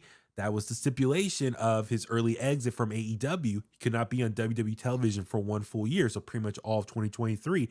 That has expired now. I wonder, will we see William Regal pop up again? Could he be a GM on NXT again? Or could he, just throwing it out there, I would like to see maybe Nick Aldis, maybe he gives up being a GM. That's how he becomes a wrestler again on WWE television. And then William Regal can become the new GM of SmackDown. I'm just throwing it out there. Maybe that could be something to happen in the near future. I see it happening, especially like post WrestleMania with Cody being champion on that show. Yeah. Like that would be cool. They do have history together at the first All In. Great NWA world title match there between the two of them. So, yeah, there is history there. So, I wonder him as GM is a stepping stone to get him in the ring on WWE television. That would be really cool. But, yeah, I like he's just been a strong presence on the show. So, yeah, it's going to be Roman versus Randy Orton, LA Knight, and AJ Styles fatal 4-way at the Royal Rumble. I cannot wait. At the same time, with that what's that? I'm sorry. I was going to say, what you can also do is maybe you can have like a Nick Aldis versus Roman. If Nick Aldis loses, he's no longer general manager of SmackDown. You could do something like that too, because exactly. that'd be another way to get Nick in the ring. Yeah, he'd have to eat a pin, right? Like he'd have to take an L to Roman, but it would make sense because Roman doesn't want him to be GM anyways, right? So it's just like he would push Nick Aldis to the point where Nick's like, you know what, I'll take care of you myself, and he's like, not so fast. If I beat you, you're out of here, right? Yeah, it'd be a cool way to do that. And then maybe Triple H comes out after the match is over and Nick lost, and Triple H is like, "All right, you're no longer GM. I need a new GM. Welcome William Regal." Yeah. Then William Regal be like, "Nick Aldis, you put up a great fight. I still want to keep you here. You could be a full-time wrestler." Boom. Yeah, you just booked it. You're welcome, we did it. WWE. You're welcome, Nick Aldis. That's how we get you on WWE in a ring finally. Yes, that on the roster. We should clip that right there for social media. But with that being said, with this fatal 4-way, because I think a lot of people thought it was just going to be Randy Orton versus Roman only, but now it looks like, I'm guessing LA Knight, AJ Styles, and Randy are not going to be in the Royal Rumble match now. So that frees up some nice swerve. That frees up some more spots for someone else fresh on the Royal Rumble match. So who could it be? I didn't put this in the notes. I just thought of it. Ashanti the Adonis talking to Nick Aldis. I love it. For a fresh start. So I'm kind of curious where that can go. I love it because like the shows have lacked that for so long, right? Like seeing like there was so many fresh faces on both, I think, Raw and SmackDown on a normal basis, and Ashanti the Adonis coming to him, and even I liked what he said, like saying, "Look, man, like I'm hungry, like my ribs are showing, like I just need an opportunity," and I love that Nick Aldis was like, you know what? I think I can get some. I think I got something for you. That was perfect. That's all. That's all I want when it comes to putting because when we say, oh, you have all this TV time, we're not saying they have to always be in matches, but just get them on the show somehow.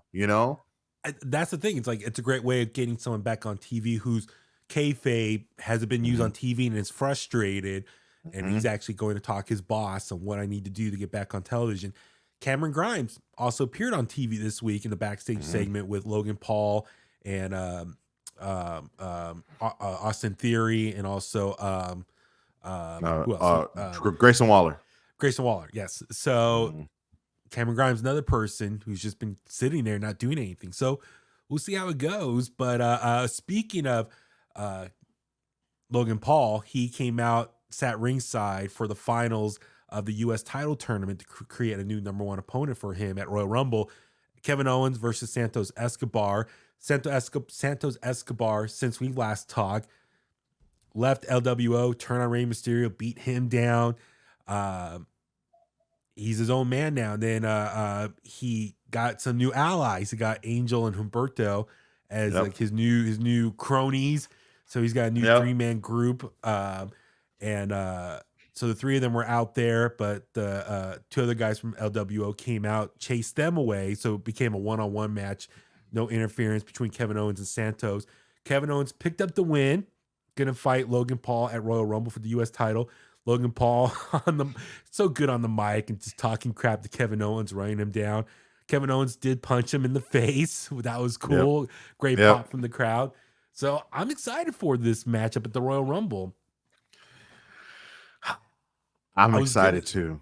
I was gonna say, and they were planting the seeds because was it a couple months ago? Logan Paul saw Kevin Owens backstage and he was wearing a Rey Mysterio shirt, and this was right after he beat Rey Mysterio at Crown Jewel for the U.S. title. And he's like, "Oh, nice shirt." So they're planting the seeds there. Now, I don't think Kevin Owens is going to win here because I think Logan Paul's probably going to be U.S. champion through WrestleMania. But nonetheless, a nice little rivalry that they've been building up here. So that's going to be cool. We also saw Bobby Lashley, Street Profits, come out to the ring. Bobby Lashley cuts this promo, just kind of reflecting on 2023. Ultimately, just reflects how he's excited to be working with the Street Profits as a new faction, and declares himself for the Royal Rumble because he wants to get some gold around him. And we see the lights go out.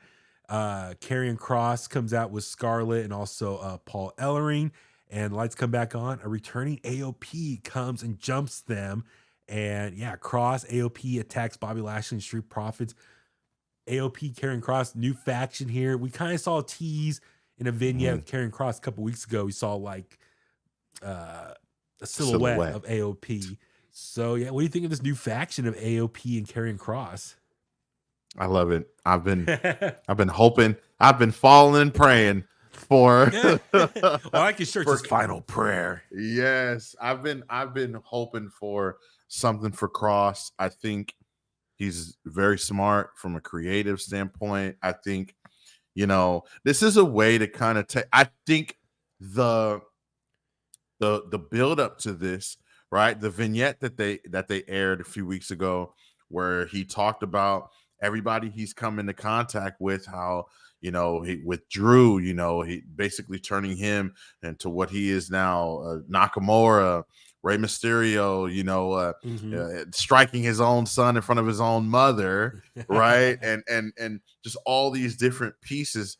And now it's come to this. It's kind of like, all right, well, and even the Bloodline, they tried their hard. I know people probably don't like it, but him saying that we put the hourglass in front of the Bloodline, to let them know that their time was was short, you know, like what do you think about that? So Karrion Kross in his promo, he's more or less saying, I'm just paraphrasing here.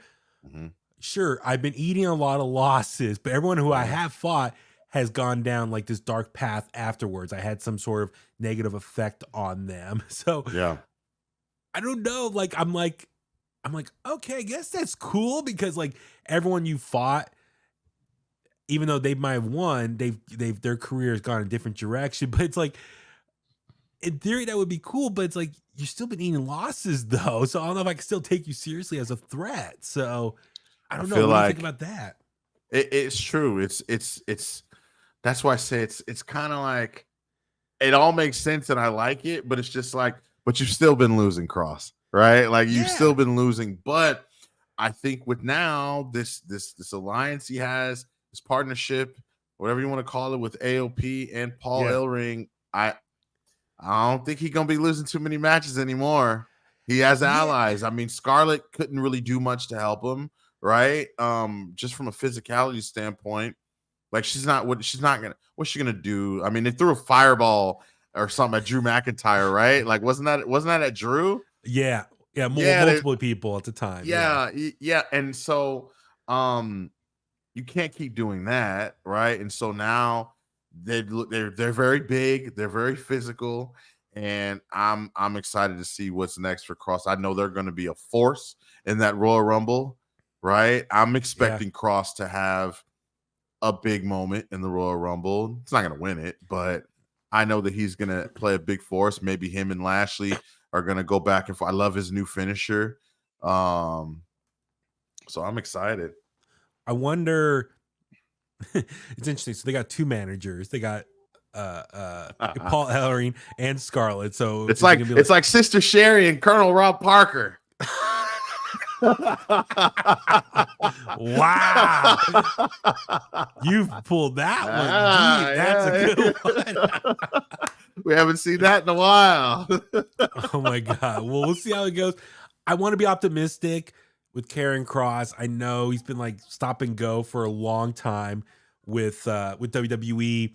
Ever since he's returned with the company, it seemed like they haven't really figured out what to do with him, despite eating losses. Like he ate a loss a couple weeks ago, and then he cut that vignette the following week, and it's like, I've changed people, and it's like, dude, you just ate a loss in that U.S. title tournament. Like, why am I going to take what you're saying seriously? So, I want to be optimistic that Triple H is going to rehab him and some of these other guys just to reestablish him. I know AOP was a big Triple H project in NXT. Those are his boys, so I'm sure we'll see that dominance on the main roster.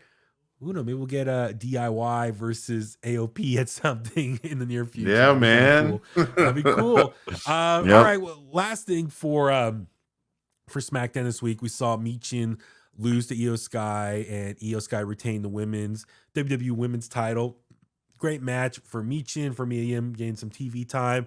I'm glad. I feel like she's been off TV for so long, not doing anything. So hopefully this is going to lead to, even though it's a loss, this is kind of reestablishing her, especially since AJ it's kind of step away from the OC. Maybe the members of the OC can kind of break off and do their own thing now. Miriam specifically, I don't know about the Good Brothers, what they can do. They can just maybe help add depth to the tag team division.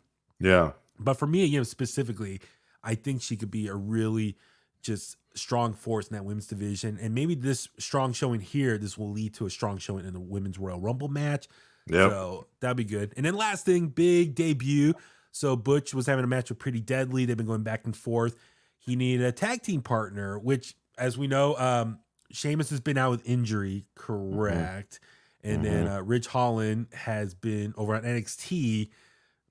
It looks like he's going to be in NXT for a while. So Butch has been by himself, needs a tag team partner. He reveals his tag team partner is going to be Tyler Bate, who we all know as a former NXT UK champion, also has time in NXT.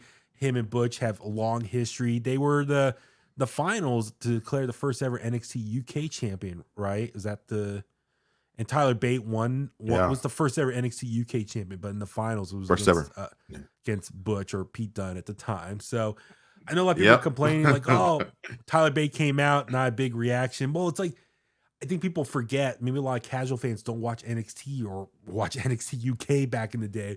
So yeah, you're not Right. gonna know who he is. It's a fresh face for a lot of people. Strong showing between the two of them, but I know you were talking off the air before. You like this pairing because it adds more depth to the tag team division. It kind of, it's like, yeah, Ridge Holland, Butch lost Ridge, right, over to Yeah, NXT, which I think is a good call to go over there, reestablish yourself, because yeah, I don't think his intent was to be a tag team wrestler. Anyways, it worked out, right? But yeah. now he's gonna go try and there's a story to tell over there. I really like what they're doing so far, but yeah, why not? It gets, Tyler Bate. It's about time. He's on the main roster. It's finally, Yeah, and exactly. then I think you can even spin it and you can make, I don't know if Butch, who knows if it'll last long. Now that I'm thinking about it, it may not even last long because, Butch could just be like, you know what, I'm tired of, being on the back burner. I'm tired of being in tag teams, and then that could be a potential match that you could have. I'm tired of being called Butch. Call me Pete Dunne again. Exactly. Yeah. So I'm excited for this. If Tyler Bate could be the force that gets Butch to drop his name and go back to Pete Dunne. Even Yeah. what was it, Corey Graves on commentaries like Pete Dunne or Butch has been going through a identity crisis, or I forgot the exact Hmm. wording. He said something about like identity crisis. I'm like, oh, okay. Is Yeah. that a clue that Butch might drop the Butch name and go back to Pete Dunne and find himself? So, Hmm. um, And while Pete Dunne is on SmackDown now, kind of like, all right, I'm going to be in this tag team. Butch is probably sitting back like that was only one time. You know what I mean? Like, yeah, I don't think I want to be in a tag team yeah. anymore. Like, we took care of Pretty Deadly. Now let's, there could be something there. Yeah, exactly. So, um, exciting stuff. Great episode of SmackDown. It was called what? New Year's Revolution. So Raw had day one, and then SmackDown this week had New Year Revolution. So I like the theme names for the return episodes of WWE television this week. So, all right, I know we've been running long here, but Mhm. hey, that's what happens when you're playing catch up from the last few months of our hiatus. So covered a lot of ground here. So thank you guys for tuning in. On that note, let's start wrapping things up. Brian, where can the Kliqsters find you again? Kliqsters, you guys can always find me at BrianTronic on Twitter, Instagram, mostly all social media platforms. I'm BrianTronic on there. So yeah, man, I've been taking a bit of a hiatus presence on social media, but I'm trying to. I was up, watching New Japan Wrestle Kingdom. So that's where you guys can catch me. Awesome. And I'm Baby Huey. Follow me on Facebook at Baby Huey Official, Twitter and Instagram at Baby Huey83. Please follow In The Kliq on social media at In The Kliq, as you see below on our YouTube video. Subscribe to In The Kliq's YouTube channel. Watch all the videos. I know during our downtime, I did have some interviews during that time when AEW was in town. So if you haven't done so yet, watch the interview with Powerhouse Hobbs, CJ Perry. Those are up there from a couple months ago when AEW was in town. Wow, yeah, a couple months ago already.